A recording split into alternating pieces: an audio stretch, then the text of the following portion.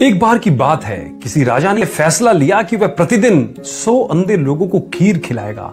एक दिन खीर खिलाने वाले दूध में सांप ने मुंह डाला और दूध में विष डाल दी। जहरीली खीर को खाकर 100 के 100 अंधे व्यक्ति मर गए। राजा बहुत परेशान हुआ कि मुझे 100 आदमियों की हत्या का पाप लगेगा। राजा परेशानी की हालत में अपने राज्य को छोड़कर जंगलों में भक्ति करने के लिए चल पड़ा ताकि इस पाप की माफी मिल सके।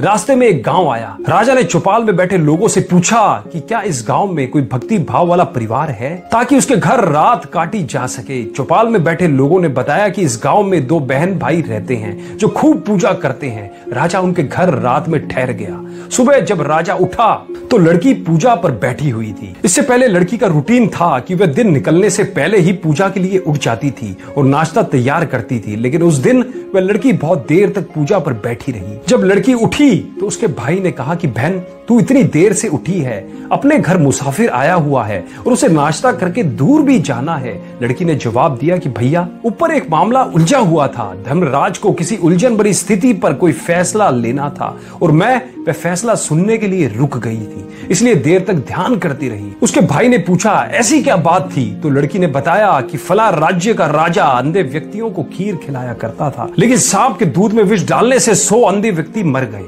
अब धर्मराज को समझ नहीं आ रहा कि अंधे व्यक्तियों की मौत का पाप राजा को लगेगा, सांप को लगे या दूध बिना ढके छोड़ने वाले रसोइयों को लगे। राजा भी सुन रहा था। राजा को अपने से संबंधित बात सुनकर दिलचस्पी हो गई और उसने लड़की से पूछा कि फिर क्या फैसला हुआ। लड़की ने बताया कि अभी तक कोई फैसला नहीं हो पाया था। तो राजा ने पूछा कि क्या मैं आपके घर एक रात और रुक सकता हूँ? दोनों बहन भाइयों ने खुशी से उसको हाँ कर दी। राजा अगले दिन के लिए रुक गया, लेकिन चौपाल में बैठे लोग दिन भर यही चर्चा करते रहे कि कल जो व्यक्ति हमारे गांव में एक रात रुकने के लिए आया था और कोई भक्त भाव वाला घर पूछ रहा था, उसकी भक्ति का नाटक तो सामने आ गया है। रात काटने के बाद वह इसलिए नहीं गया क्योंकि जवान लड़की को देखकर उस व्यक्ति की नीयत खोटी हो गई, इसलिए वह उस सुंदर और जवान लड़की के घर पक्के तौर पर ही ठहरेगा या फिर लड़की को लेकर भागेगा। दिन भर चौपाल में उस राजा की निंदा होती रही। अगली सुबह लड़की फिर ध्यान पर बैठी और रूटीन के टाइम अनुसार उठ गई। तो राजा ने पूछा,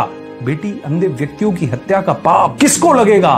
तो लड़की ने बताया कि वह पाप तो हमारे गांव के चौपाल में बैठने वाले लोग बांट के ले गए। इस कथा का सार इस प्रकार है, निंदा करना कितने घाटे का सौदा है। निंदक हमेशा दूसरों के पाप अपने सर पर ढोता रहता है और दूसरों द्वारा किए गए उन पाप कर्मों के फल को भी भोगता है। अतः दोस्तों, हमें सदैव निंदा से बचना चाहिए। अब दोस्तों, आपको आज 3 कार्य करने हैं। पहला, इस कथा को कम से कम 2 से 3 बार जरूर सुने और समझने की कोशिश करें। सुनने के अलावा समझें इस कथा को, तभी आपको इसका पूर्णता सार आ पाएगा और आप अपने जीवन में इस कथा को समझ पाएंगे। दूसरा, इस कथा के सार को अपने जीवन में लागू करें, अर्थात आप भी कभी निंदा भूल कर भी ना करें। और तीसरी बात और आखिरी बात, विद्यादान महादान।